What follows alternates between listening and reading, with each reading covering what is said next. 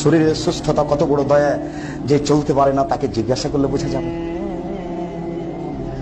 যে হাত পা নড়াতে পারে না তাকে জিজ্ঞাসা করলে বোঝা যাবে। ওকে এখন দোয়া করতে বলেন তো দিন রাত। তাহলে শরীরের সুস্থতা আল্লাহর কত বড় দয়া।